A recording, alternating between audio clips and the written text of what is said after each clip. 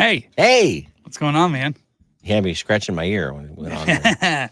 Surprise, should be some sort of a warning. Yeah, right. Right. I'm going to move this down just a touch. There we go. So better framing. You know what? I saw that you have a watch. I forgot my watch and I forgot my wedding ring. This has been a weird day today. Wow, I am wearing pants though, so that's a good thing. Step one. You got bare arms and fingers, man. bare arms and fingers. Crazy. Does it bother you though? Like it does. It does. I've reached for my watch multiple times, and then I took it off in the shower, and then after showering, I don't normally. I don't know why we're talking about this. Anyway, I don't normally, but I did for some reason. So I got to put my ring back on. Got you a little off kilter now, huh? Yeah. Katie says hello. So hello to Katie. Hey, Katie. We are doing Indy's morning show after hours live in a way, as we are streaming our podcast right now through Facebook, through Instagram, Twitch, all the places, YouTube, and we invite you to be a part of our conversation today. Yep. Now, part of the conversation is in regard to what is on the TV screen behind Kevin right now. Barely see it. It's right over there. It's right there. The Olympics. Yeah. The Olympics is on. Yeah. I find myself when the Olympics are on, I watch a sport. I don't really even like rugby was on a minute ago. It's on right now, actually, right behind you. Is it still on? Okay. And I don't really know the sport. I'm asking Matt, okay, how many points is scored for if it's called a touchdown? I don't know. But I found myself watching it anyway, fascinated with it. Now, your brother-in-law is a rugby player, right? Yeah. So this is mainly back when he was in like high school. He had a knee injury, but man, he loves playing rugby. And that's a rough sport. It is. And it's gotten me kind of into it. I'm not huge as much as like what he is, obviously, but I enjoy, and, obviously in Olympics, Team USA, and just for American pride, Team USA. But I do like the Springboks. Yeah. They're a great team. The New Zealand All Blacks, too. They are a great rugby team. There. So just it's cool to watch because of the athleticism and the power with like very little padding. Too. So pretty awesome. So. It's fun. Well, that got us on the topic then. What kind of made up Olympic sport, what everyday thing do you do that could be an Olympic sport that you would win the gold medal in? We asked that on the air and we got a ton of comments. I like the one that somebody, I don't recall his name, but he mentioned a cashier. He can scan like nobody can scan. Yeah. Now, Deb, if she was here, she'd argue with that because she claims she's really good at scanning there at the checkout, the self-checkout. Which, by the way, let's point that out. Deb isn't here today. She'll be back with us on Monday.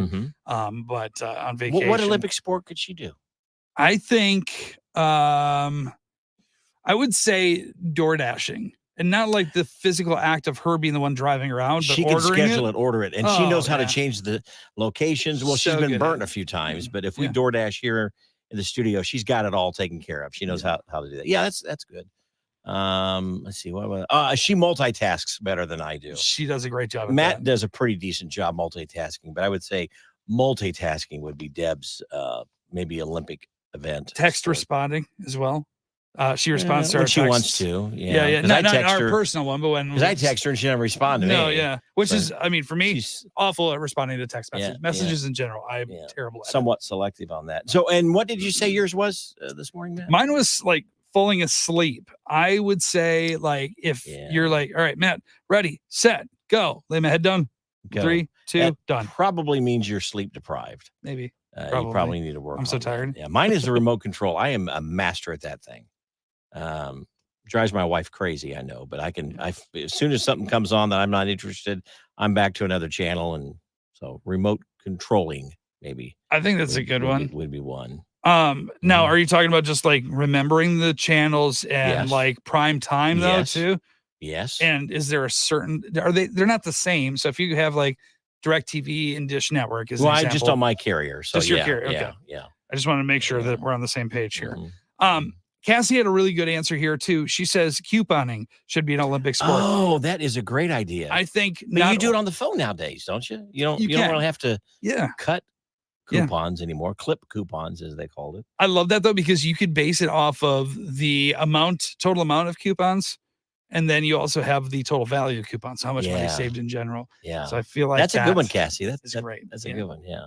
So those are a couple other responses. So let's ask you, if you had an everyday thing that you do, if you were like, hey, we want you to be in the Olympics, but you got to come up with it, What would you win at? What would be your thing? Another response we had this morning that I thought was fantastic was the beating the GPS. Yeah. Because we all set GPS. And I didn't understand what that was at first, but you had to explain. Yeah. So you set your GPS to a certain destination and it says, oh, it's 10 minutes away.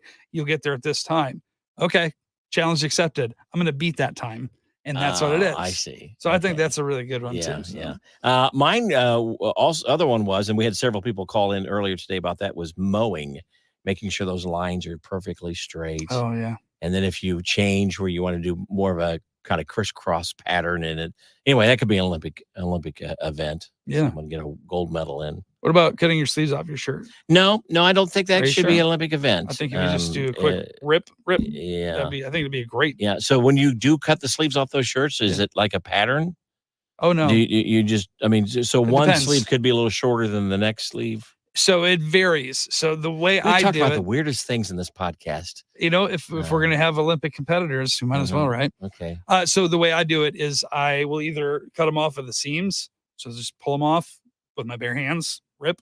This is my really don't care face, just so you know. And then the other one is I will go halfway between the seam and the other seam, and then I will actually just cut it. So that way, if I want to get a little bit more sunburn, because it doesn't matter. Doesn't matter. Still the I don't care face, just so you know. Just so it You're hasn't intrigued. Changed. It's the same. No. I'm just representing Deb. That's right. I'm kind of surprised she hasn't logged in. Oh, she's probably on the beach right now. She's probably got her own sleeveless shirt on. Yeah, probably so. Oh, funny. Let's see what we got here. Comment wise, Kanan. Hey, Kanan, when do you go back to school, bud? Oh yeah, a lot of kids are in school. Yeah. Listening habits have changed already, and we saw a traffic pattern a little different too. Yeah. I will say too, Kanan would be an excellent contender for the Olympic sport of mullet growing. Is that's Kanan? Yeah. I know who got you're a talking sick about. flow. Yeah. You guys got to go change to a sleeveless shirt. There you go, my guy. Absolutely. Yeah. Mm-hmm. And he's homeschooled. That's right. I knew that. So, but still, when does school start? Yeah. Are you? You're not going year round, are you? Yeah. But I think, Kanan, the fact that you are homeschooled and you get to wear a sleeveless shirt at school, perfect. I think that's awesome. Is that technically a school uniform then? Probably. Oh, okay. Sleeveless shirt, sleeveless Fridays, school uniform. I like it. We should adopt that all across Indiana. Yeah. All right. If you've got an Olympic sport, everyday Olympic sport, so things that us average folk who are not super trained. I've got another one for you. Athletes, adding cheese to about any recipe. Man, I'm telling you. Matt, Deb and I will talk about some. Oh, yeah, this is great. And Matt's like, yeah, but have you tried it with cheese? Yeah, put cheese on it. Who puts cheese on this? The other day, we had the Tenderloin Tuesday come in, and Matt's like, these are great, but they could use cheese. Who puts cheese on a Tenderloin? Matt Malone does. Matt Malone. So, anyway. Oh, man. Kanan says they should do that. There's mullets in every country. I've got friends in Quebec and Russia. Okay, so I got some. So mullet growing would be that'd be a great one. That would work, yeah. All right. So we've got Katie who says washing your pets. That's a good answer. Kanan says cheese. Yes, he also says I do both, or I do, Kevin. She also puts cheese on everything. Yeah. Well, so good. Then you'd be going for the gold or the silver or the bronze, the two of you. You've got to go for the gold because that's most likely the color of cheese. There we go. I knew sharp cheddar. Yeah. You're welcome. Yeah. We should do a whole show sometime about things you can add cheese to. It would be the equivalent of the Bubba Gump shrimp company, right? Yeah. So shrimp, fried shrimp, deep fried, scallop. And I've always heard that you can add bacon to anything and makes it better, but I'm not sure that's true with cheese. I'm sorry, you Wisconsinites, but I'm not sure that's true with There's cheese. so many different types. It's so good. All right. Going down a rabbit hole. All right. Everyday Olympics, everyday things that you do that you think could be an Olympic sport and you would excel at it. That's what we're asking you. You can join the conversation. Somebody from Martinsville said they were good at snoring.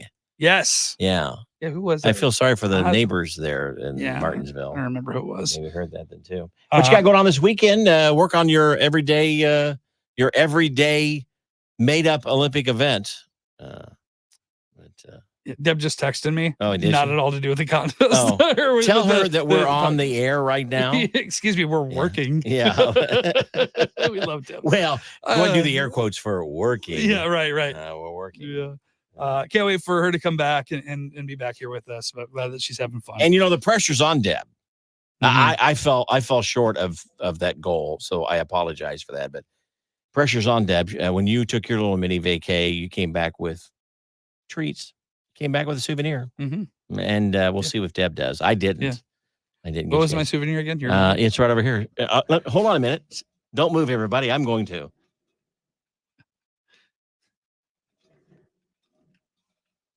He wrapped these up. It's upside down. It's upside. Oh, he wrapped these up.